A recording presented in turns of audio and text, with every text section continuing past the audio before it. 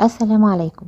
في الفيديو بتاعي النهاردة هنعمل مع بعض حلويات من غير لا بيض ولا زبدة ولا مكونات كتير، ب3 معالق سمنة بس ومعلقة زيت. هنعمل كمية حلوة جدا جدا من الحلويات اللي لو اي حد دقها مستحيل ما تعجبوش، وهيفتكر كمان ان فيها مكونات كتير جدا من جمالها. مقرمشة كده من بره، دايبة دوبان من جوه، بتدوب في البق خالص، وكمان مورقة على الاخر، وشاربة العسل بتاعها، وبتتحضر كمان من غير فرن وبسرعة جدا.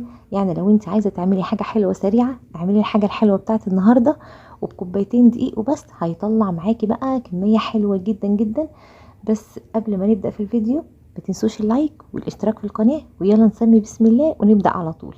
هنجيب اول حاجة الحاجة اللي احنا هنعجن فيها او الطبق العجن، وهندخل فيه كوبايتين من الدقيق، وانا مستخدمة النهاردة الكوبايات المعيارية، وانتي تقدري طبعا تستخدمي اي كوبايات عندك متوفرة. وبعد ما نخلتهم كده هحط دلوقتي ربع معلقة من البيكنج باودر، وهنحط رشة ملح صغيرة جدا. وهي دي المكونات الجافة ومفيش اسهل من كده. هنقلب بقى البيكنج باودر والملح مع الدقيق كويس، وبعدين هننزل بالمكونات السائلة. حقيقي انتوا مش هتصدقوا ان قد ايه المكونات بسيطة وهتطلع حاجة حلوة جميلة جدا. هنحط 3 معالق من السمنة، وانا مستخدمة سمنة بلدي، تقدروا طبعا تستخدموا اي نوع سمنة عندكم انتوا بتفضلوه. وزي ما انتوا شايفين السمنة مرملة، يعني مش متماسكة، مش المعلقة هرمية. ومعلقة من الزيت، وفانيليا ربع معلقة صغيرة. يبقى حطينا 3 معالق من السمنة، والسمنة دي انا كنت مدوباها كده على النار ومش سخنة ولا حاجة. وحطيت معلقة من الزيت، 3 معالق سمنة ومعلقة من الزيت والفانيليا. هنبس بقى الحاجات دي كده مع بعض كويس جدا جدا لحد ما تبقى زي الرملة المندية.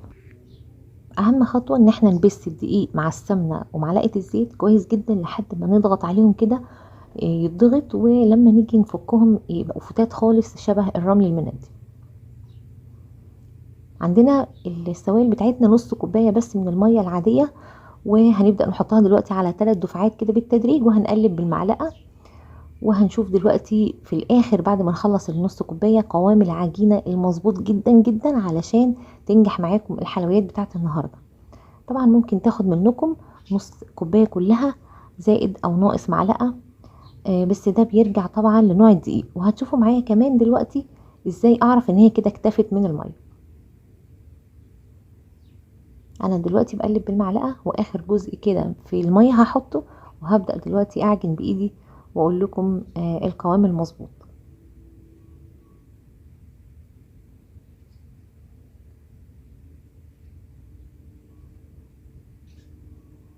انا بعجن بس بصوابع ايدي كده، وهي ما بتحتاجش عجنة خالص، مجرد انا بجمع العجينة وبحاول ان انا اخليها لينة، لكن هي ما بتحتاجش عجن. يعني ممكن الموضوع ده ياخد منكم دقيقتين من غير لا عجن ولا اي حاجة خالص. بنجمعها كده، بنضغط عليها لحد ما الدقيق يختلط تماما مع المية، وتتكون عندنا عجينة متماسكة زي ما انتوا شايفين كده. عجينة مش طرية، العجينة متماسكة جدا وكمان مش لينة. انا كده عملتها، جمعتها. بس ازاي اخلي العجينة دي طرية ولينة خالص من غير اي عجن؟ دلوقتي هتشوفي معايا. بجمعها كده، بس انا كده جمعتها مش اكتر، ما عجنتش. هاخدها كده واحطها جوه كيس بلاستيك، وهسيب العجينة دي لمدة 8 دقايق او 10 دقايق، وبعدين هرجع اطلعها من الكيس وابدأ الينها تاني او اضغط عليها كده. بصوا هو من غير اي عجن ومن غير اي حاجة طرية ازاي، طرية جدا وسلسة كده كأننا عجناها. بعملها بقى بالشكل ده كده، يعني مدة مثلا ربع دقيقة ولا حاجة، لحد بقى ما تلاقوا معايا العجينة دي كأنها معجونة بقالها فترة طويلة. يبقى احنا مجرد ان احنا بنلين العجينة مش بنعجنها، ما بتحتاجش عجن ابدا.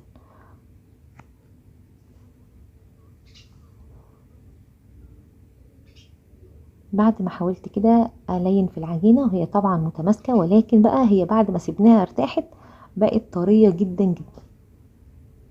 بص ما اجي اضغط عليها طرية وناعمة قوي. هبدأ دلوقتي بقى احطها في كيس بلاستيك، واسيبها كمان 5 دقايق قبل ما اشتغل فيها علشان تبقى سهلة معايا لما اجي افردها. عايزين تسيبوها اكتر من 5 دقايق سيبوها، لو وراكوا اي حاجه روح اعمليها لحد ما هي ترتاح على الاخر. بص اما سبتها بقى المره التانية كمان طريت جدا جدا. هبدا دلوقتي احضر معايا معلقه كبيره هرميه من النشا ومعلقه كبيره من السمنه اللي هي مرمله او الدايبه شويه مش متماسكه يعني.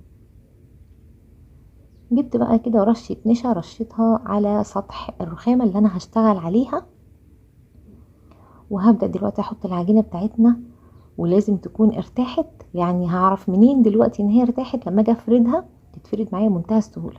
هرش رشه نشا كمان خفيفه كده من فوق، وهبدا افردها بالنشابه بتاعتي واشوف هي بتتفرد ولا لا. يعني لو غلبتكم غطوها بكيس بلاستيك وهي على الرخامه لمده مثلا دقيقه او دقيقتين، وبعدين ارجعوا اشتغلوا فيها.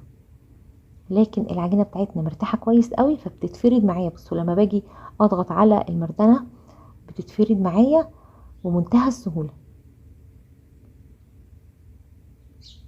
السر التاني النهارده في التوريق هو النشا. ما ينفعش ان انا اقول لا انا مش مشكله احط دقيق، لا ما ينفعش خالص تستخدمي دقيق في العجينه دي، علشان انا محتاجه من جوه ان هي تدوب خالص وتورق، وهو ده السر في التوريق.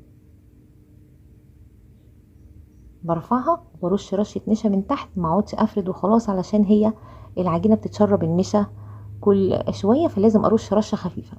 بعد ما فردتها بقى كده بصوا السمك بتاعها رفيع زي ما انتوا شايفين كده. هحط بقى دلوقتي عليها من فوق كلها معلقة السمنة، وهي مش هتحتاج اكتر من معلقة سمنة واحدة. بخلي السمك موحد في كل العجينة وعملتها مستطيلة كده، وهبدأ بقى اوزع السمنة بالفرشة. علشان كده بقول لكم السمنة تكون دايبة علشان ما تاخدش كمية كبيرة.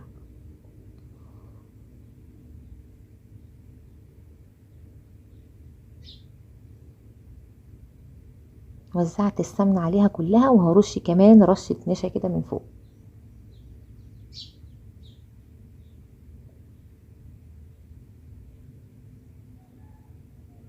يعني ما بنرشش رشة نشا كده كتير، لا احنا يعني بنحط كده رشة خفيفة جدا من النشا. وهبدأ دلوقتي اطبقها. انا شغالة معاكم واحدة واحدة علشان توصل لكم الفكرة قد ايه هي بسيطة.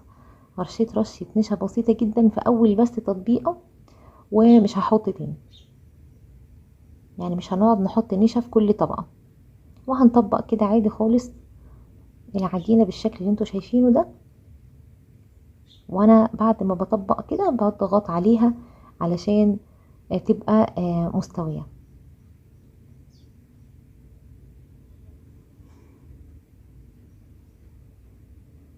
خلصت تطبيق العجينة. بص انا برفعها لفوق كده، خبطها على الرخامة بتتفرد معايا بمنتهى السهولة. عجينة سلسة وجميلة ولذيذة خالص. بالنشابة هفرد بقى المستطيل الكبير اللي انا عملته ده، علشان انا عاوزاه مش بسمك كبير، انا عايزاه بسمك رفيع جدا. نغطي عليها علشان اوريكم بس، او يبقى سهل عليكم ان انتوا تشوفوا انا شكلتها ازاي. قسمتها من النص، وهحط بقى كده الجزئين اللي انا قسمتهم دول جنب بعض علشان ابدا اقطع في العجينه بتاعتنا. بعد ما قسمتها بفردها كده علشان انا عاوزاها كلها سمك واحد، وما تبقاش سميكه قوي ولا هي رفيعه جدا، يعني مش رفيعه قوي زي ما فردناها في الاول. بالسكينه بقى او باي قطاعه عندكم هتقطعوا كده تقطيعات بالطول تقريبا قد عرض الصباع كده، وزي ما انتوا شايفين.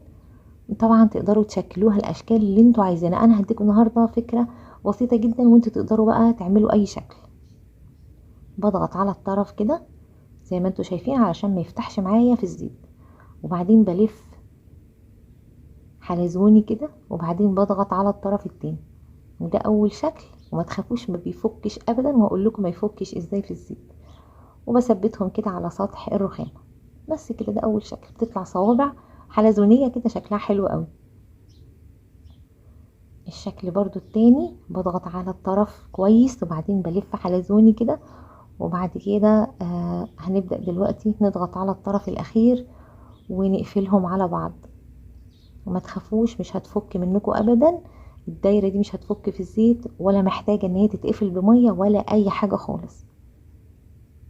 بعد ما بخلص كل التشكيل عملت منها صوابع كده وعملت منها دواير، سبتها كده لمدة 10 دقايق في الهواء، سبتها كده تشد لمدة 10 دقايق قبل ما ابدأ احمرها.